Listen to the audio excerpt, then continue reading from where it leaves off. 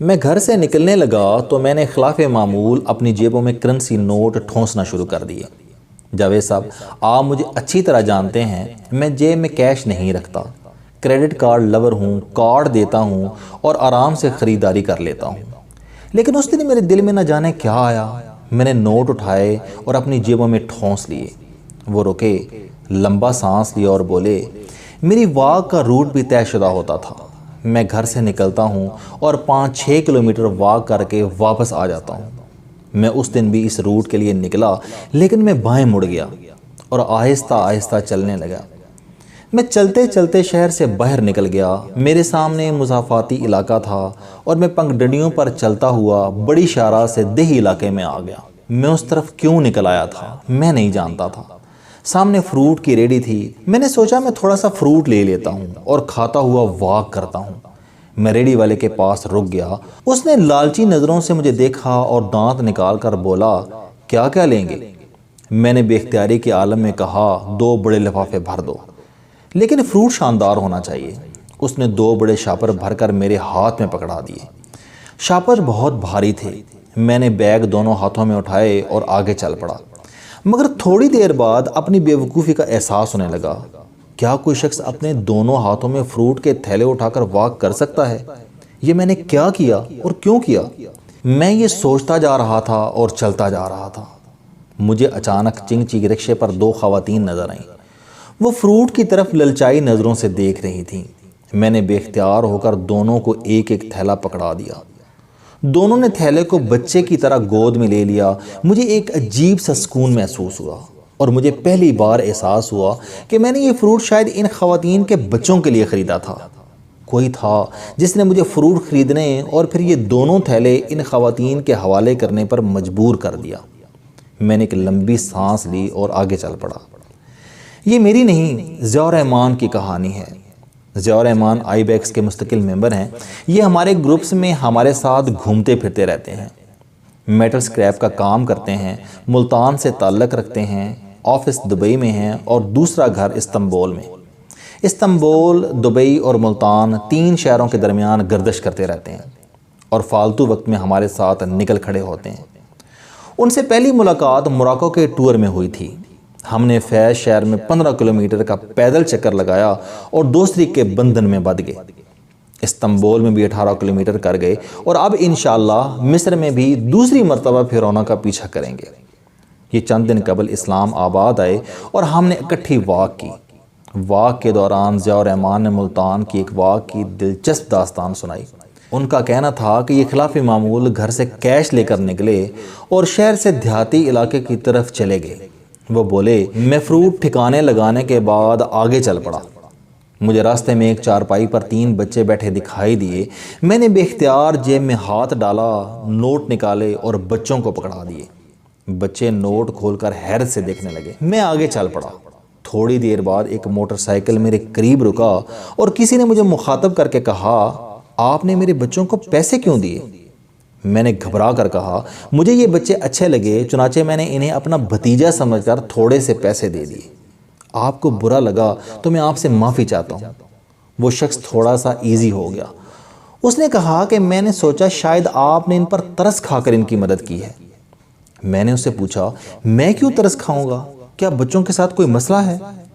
اس نے حیرت سے میری طرف دیکھا اور بولا، یہ میرے بچے ہیں، ان تینوں کو بہت کم نظر آتا ہے، ان کی بینائی کم ہوتی جا رہی ہے۔ میں نے افسوس کیا اور مجھے ساتھ ہی یاد آ گیا میں نے آنکھوں کے اسپیشلسٹ سے والدہ کے لیے وقت لے رکھا ہے۔ میں نے اسے فوراً کہا، آپ اگر برا نہ منائیں تو میں آپ کے بچوں کو ڈاکٹر کو دکھا سکتا ہوں۔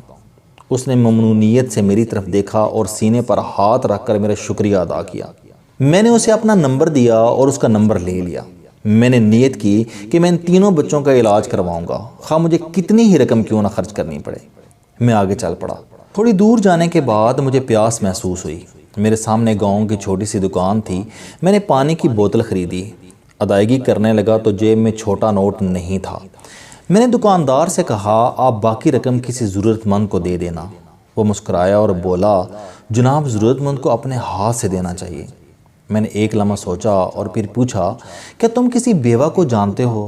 اس نے چونک کر میری طرف دیکھا اور کہا ہمارے محلے میں چند دن قبل ہی ایک خاتون بیوہ ہوئی ہیں، وہ بہت ضرورت مند ہے۔ میں نے پتہ پوچھا تو اس نے ایک بچہ میرے ساتھ کر دیا۔ میں گندی نالیوں اور کچی گلیوں سے ہوتا ہوا ایک انتہائی بدحال گھر کے سامنے پہنچ گیا۔ دروازہ بجایا، ایک نوجوان باہر آ گیا۔ پتہ چلا کہ گھر میں ایک بیوہ اور اس کی 6 بچیاں رہتی ہیں۔ وہ نوجوان بڑی بیٹی کا خاوند تھا اور پورے خاندان کا واحد کفیل تھا۔ میں نے اس سے پوچھا کیا میں آپ کی ساس سے مل سکتا ہوں؟ اس نے افسردہ لہجے میں جواب دیا وہ عدت میں ہیں، باہر نہیں آ سکتی۔ میں نے اپنی جیب خالی کر دی، سارے نوٹ اس کے حوالے کر دیے، اپنا فون نمبر اس کو دیا اور 5 بچیوں کی ذمہ داری اٹھا لی۔ وہ حیرت سے میری طرف دیکھنے لگا۔ میں نے آنکھیں صاف کیں اور واپس چل پڑا۔ ضیاء الرحمن رکے، لمبی سانس لی اور بولے میں واپسی پر سوچ رہا تھا کہ میں آج ادھر خود نہیں آیا، مجھے زبردستی بھیجا گیا تھا۔ مجھے صبح سے محسوس ہو رہا تھا کہ مجھے کسی سمت دھکیلا جا رہا ہے، میں لمبی واک نہیں کر سکتا۔ لیکن اس دن میں نے 32,000 قدم اٹھائے۔ میں کیش لے کر گھر سے نہیں نکلتا۔ اس دن کسی نے مجھے زبردستی کیش لے جانے پر مجبور کیا۔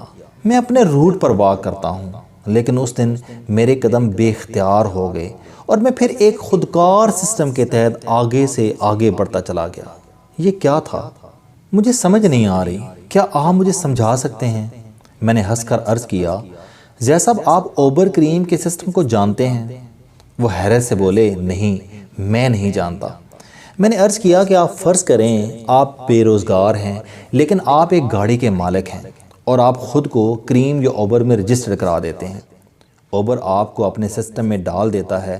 اب جو ہی کسی شخص کو ٹیکسی کی ضرورت پڑتی ہے وہ اپلیکیشن پر جا کر اپنی لوکیشن بتاتا ہے اور وہ جہاں جانا چاہتا ہے وہ ایڈریس ٹائپ کر دیتا ہے اور اپلیکیشن فوراً اپنے سسٹم میں موجود قریب ترین گاڑیوں کو اطلاع دے دیتی ہے اور قریب ترین ڈرائیور مسافر کی طرف چل پڑتا ہے۔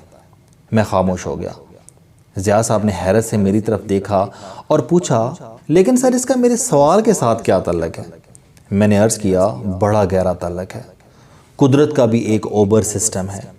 ہم میں سے جب بھی کوئی شخص مجبوری، مشکل یا تکلیف میں اللہ تعالیٰ سے رابطہ کرتا ہے تو سسٹم اس کی فریاد اپنی اپلیکیشن میں ڈال دیتا ہے اور اس کی کال قریب ترین موجود اللہ کے کسی بندے سے مل جاتی ہے اور وہ فوراً آپ کی طرح جیبوں میں نوٹ ٹھونس کر نکل کھڑا ہوتا ہے اور یوں ضرورت مند کی ضرورت پوری ہو جاتی ہے۔ اس دن ان 4 لوگوں نے اللہ سے فریاد کی ہوگی۔ فروٹ کی ضرورت مند خواتین یا ان کے بچوں نے اللہ سے پھل مانگا ہوگا۔ بینائی کی کمی کے شکار بچوں یا ان کے والدین نے اللہ سے نور مانگا ہوگا اور 6 بچوں کی بیوہ ماں نے اللہ سے کہا ہوگا یا باری تعالیٰ میرے سر کا سایہ بھی اٹھ گیا، میں اب ان بچیوں کو کیسے کنارے لگاؤں گی؟ اور اللہ نے یہ 4 فریادیں آپ کے مائنڈ کے ڈیش بورڈ پر اتار دیں۔ آپ نے جاگر پہنے اور آپ اللہ کے GPS کی ڈائریکشن پر چلتے ہوئے ان کے دروازوں تک پہنچ گئے۔ ضیاء الرحمن نے چلتے چلتے سسکی لی اور اس کے منہ سے سبحان اللہ نکل گیا۔ میں نے ان سے عرض کیا ضیاء صاحب آپ یاد کریں آپ نے خود کو تازہ قدرت کے اوبر سسٹم پر رجسٹر کروایا ہوگا۔ آپ نے قبولیت کی کسی گھڑی میں اللہ تعالیٰ سے دعا کی ہوگی یا باری تعالیٰ مجھے اپنی مخلوق کی خدمت کی توفیق دے دے۔ اللہ نے آپ کی دعا قبول کر لی اور یوں آپ قدرت کے اوبر سسٹم میں رجسٹرڈ ہو گئے۔ آپ نے ایک ہی دن میں 32,000 قدم چل کر نیکیاں سمیٹیں اور 32 سال کا فاصلہ طے کر لیا۔ آپ کو مبارک ہو۔ ضیاء الرحمن نے لمبی سانس لی اور تیز تسبیح کرنے لگے۔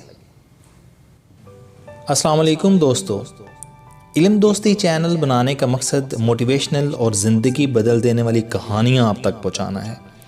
مجھے خوشی ہے کہ آپ کو یہ ویڈیوز بہت پسند آ رہی ہیں۔